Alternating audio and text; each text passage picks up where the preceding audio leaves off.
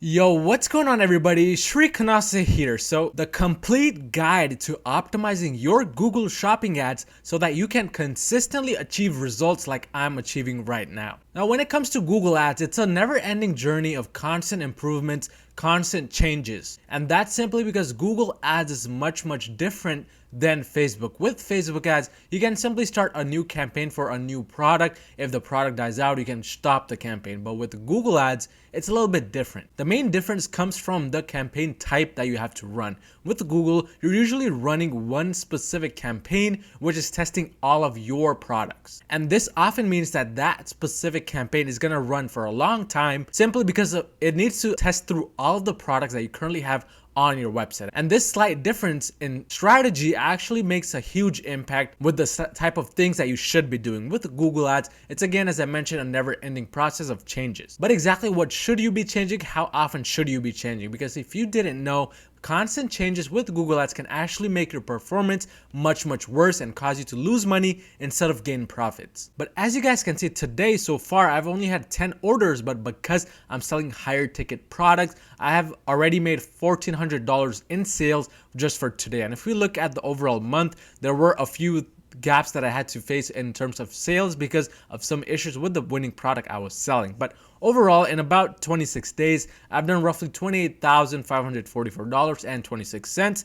And if we go back to the month of January, we can see that in the month of January, we have done roughly $26,036.98. So clearly these are some big numbers, and since January until today, it equals to about $54,000 in sales. And just to let you guys know, this is 90% Google ads. I was running a few Facebook ads, number one for retargeting, and number two, I was advertising an old winning product, which is why there were some big changes in the amount of sales I was doing each day. But nonetheless, a large portion of this does come from Google. But what exactly am I doing? How am I optimizing my Google Shopping campaigns to consistently achieve results like this? Let's go ahead and go on over to my Google Slides and go in depth into the strategies I'm using. So optimizing your Google Shopping ads for consistency. Now, let's start by talking about the first thing that I always optimize on my campaigns, and that is keywords. Now, I personally believe that keywords are literally one of the biggest things that you can properly do and properly optimize in order to take your results from 0 to 100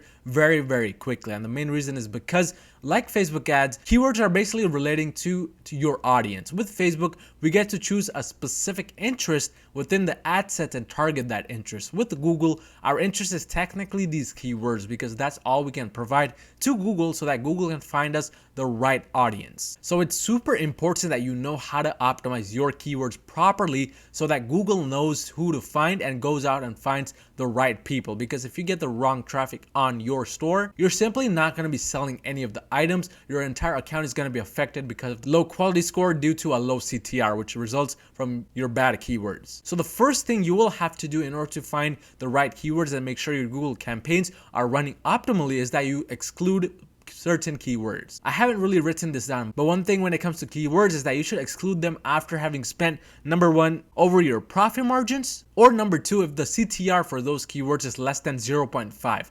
Usually what I've noticed is that keywords have a very high CTR, maybe 2%, 5%, even sometimes up to 10%. But if the CTR for a specific keyword is below 0.5, that really lets you know that something is wrong with that keyword. Either it is not a good keyword to be targeting for your product, or you're simply not converting enough people for that keyword, meaning it's some issue with your product listing ad, maybe it's the pricing, the image. But usually this lets me know that I should exclude that keyword so that my entire campaign CTR doesn't plunge. Because if your entire campaign CTR plunges, and usually if it plunges below 1%, Google considers that actually as a bad thing, and your quality score will significantly be affected because of that. With your Google Shopping campaigns, your main focus should be having as high of a quality score as possible so that you can continue to get results at a low cost. And one of the biggest things which determines the quality score is CTR. I normally recommend that you try to aim at a CTR above a 1% because I've personally found that that is the optimal level to be at. But in addition to having specific keywords which run over my profit margins and the CTR below 0.5 shut off, I also shut off those specific keywords which are completely unrelated to my products. But you may be thinking, what do I mean exactly when I say unrelated keywords? Let me give you an example. The other day, I was selling a specific oxygen mask on my store, and after a few days of running that product, I was noticing that I was getting a lot of clicks and even the cost was going up for that product, and I even got a sale for that product. But one thing I noticed when I went inside my keywords list is that I was ranking for the keyword oxygen, and the CTR was very, very low, but I had over 1,000 impressions for that specific keyword. There are several things that were happening because of this. Number one, my overall campaign CTR was going low, meaning Google was starting to think that there was something wrong with my ad account, my campaigns, and they were about to penalize me. And number two, I was just wasting money on this specific keyword without getting any results. So clearly this was not an optimal keyword to have in my list because I wasn't selling oxygen, I was selling oxygen masks. So this would count as an unrelated keyword, and the moment I saw that, I completely excluded that from my campaign, and my results started to go up again, my sales started to climb back up again. But that is definitely one thing you should always be doing with your shopping campaigns when it comes to keywords. In addition, you should be constantly monitoring those keywords that are getting you sales as well, because you want to make sure that you are getting those sales at a lower cost per purchase than your break even, because you want to be at a profit. And the number one metric I look at for this is the cost over conversion value. You want to make sure that for the specific product which the keyword is ranking, you're getting a good enough profit margin from that keyword and you're consistently profitable. Because in the end, that's what you want. You want profits from the specific keyword. But now let's move on to the keywords that are actually doing well. They're getting you positive return on ad spend. How can you optimize them inside your Google shopping campaign so that you get even more sales? There are several things I do. Number one thing I do, and this kind of relates to your Shopify store itself, is basically repeat whatever keyword that you're getting, ideally at the beginning of the title, but at least repeat it once inside your title. I recommend that you don't repeat it more than once actually inside your title, but when it comes to the description, you can repeat it several times. However, I recommend that you don't repeat it more than 3 times in your description. The best way to repeat your specific keywords which are getting you results is number 1 at the top, right at the beginning of your description, number 2 in the middle, and number 3 at the very end.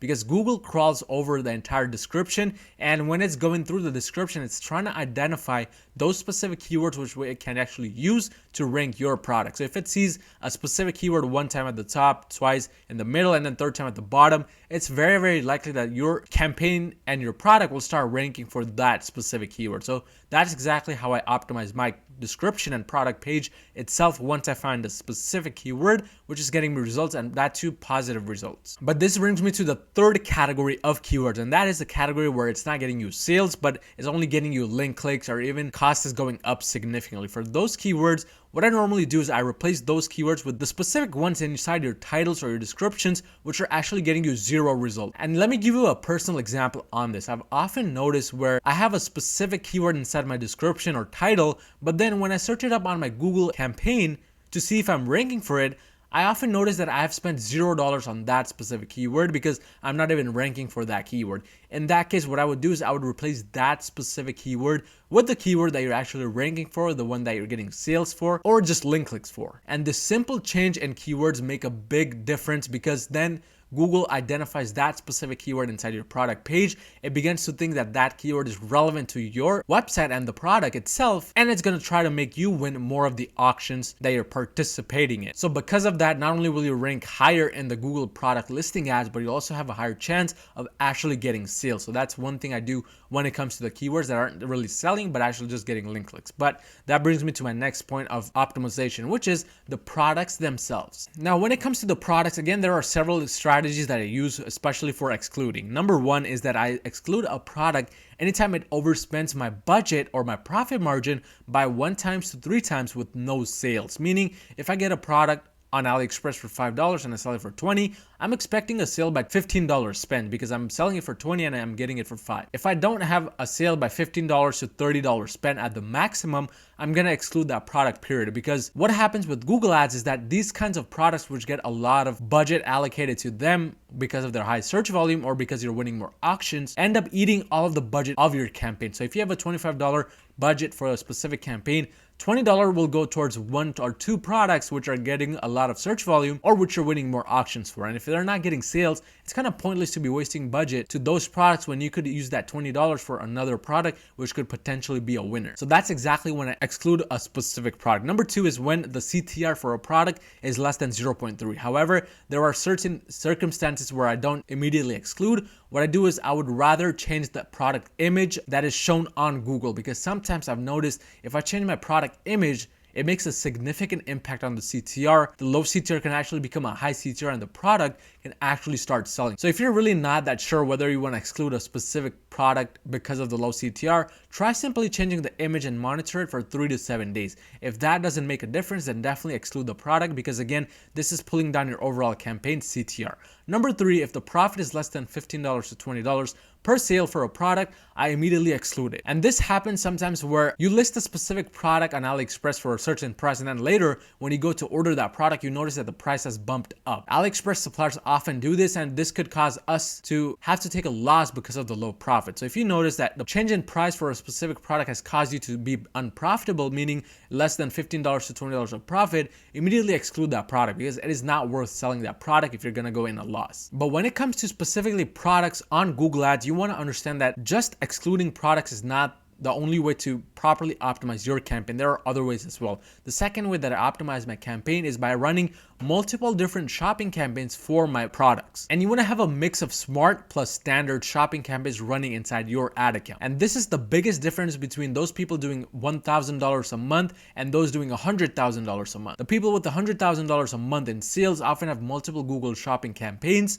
and multiple products within each campaign. And that is exactly what I recommend in order to really optimize your Google Shopping ads. If you're just starting out with Google Shopping ads, I recommend that you launch one specific Google Shopping campaign with half of the products from your store and another Google Shopping campaign with the same settings but the other half of the products from your store. So if you have 10 products in total, launch one campaign with 5 products and the other campaign with the other 5 products, simply because if you put all the 10 products inside of one campaign, it is highly likely that only 1 or 2 of those 10 products are going to be spending most of the budget. We don't want that. We want to allocate the budget equally. And in order for this to happen, you need to make sure that the budget is allocated separately within these separate campaigns. And this is exactly what I'm doing to find consistent results with my own shopping campaigns. I've stopped just launching one specific campaign with all of my products. Rather, I have 3 or 4 different testing campaigns, and 2 of them could be general testing campaigns and the other 2 could be smart shopping campaigns. But that is the most ideal way to be optimizing your product so that they get enough spend to know exactly whether they're winning products or not. Because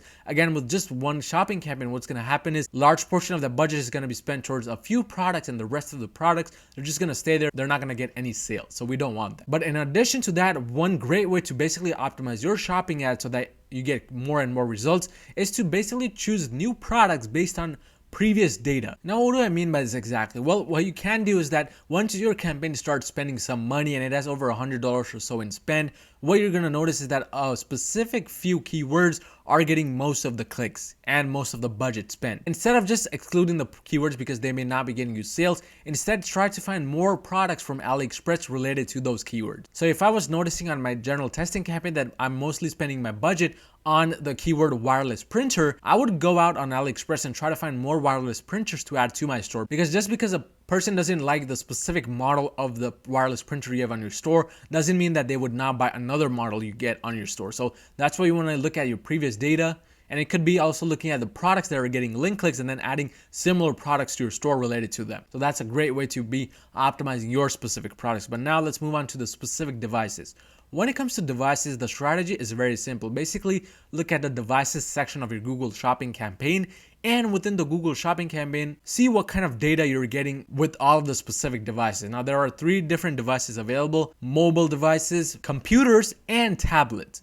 Usually what you'll notice is that the results vary tremendously within each of these devices. What I do is that if I'm seeing positive results for, say, mobile phones, meaning a good return on ad spend and a large amount of sales, what I'll do is I'll adjust the bid by maybe 5% to 20%. That is the ideal number to be adjusting your bid. Now, if the results are actually negative for any of these specific devices, meaning for tablet, let's say I've spent $1,000 with 0 sales, of course I don't want to continue spending money on tablets, so I'll decrease the bid for that specific device, in this case 5% to 10%, and it could vary depending on the situation. If you have spent $1,000 with 0 sales, I would decrease it by 100%. But your optimization doesn't just stop there when it comes to devices. Now what you want to do is you want to actually go on your website from that specific device which you lowered or increased the bid, and see if you can make any improvements, if you can make any adjustments to that specific device. Usually the biggest problems is that the website doesn't load quickly enough on that specific device, whether it's a mobile phone, computer, or a tablet. In that case, you may want to increase the website speed on that specific device.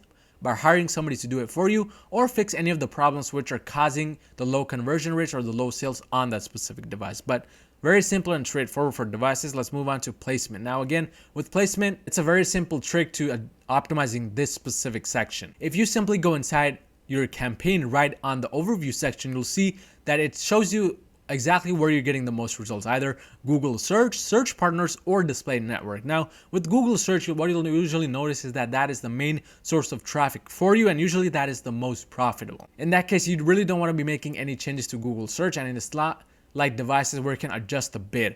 Next, you'll see search partners. What I've noticed is that usually with search partners, it's a very low CTR and higher cost per link click compared to your Google search. And the search partner is basically all websites affiliated with Google in some way, meaning they're working with Google and getting paid for all of the clicks that come through their websites. And the third and final option is display networks, and this is usually the lowest profitable option out there, but I still leave this checked just because it is a great way for extra source of traffic, and this traffic I can get back maybe with retargeting ads. And the display network basically consists of a large group of websites, videos, and apps where your advertisements are shown as pop-ups. And usually display network will actually have the lowest CPC, as you guys can see on the screen. I have a CPC of around 3 cents for display network, but nonetheless, it hasn't gotten me any sales, so it's not the best network. But depending on what results you're getting, you can either exclude the specific networks or just include them and keep them running. That's totally up to you. But that brings me to my final section, which is the Merchant Center. Now, this is not directly related to your Google Ads, but rather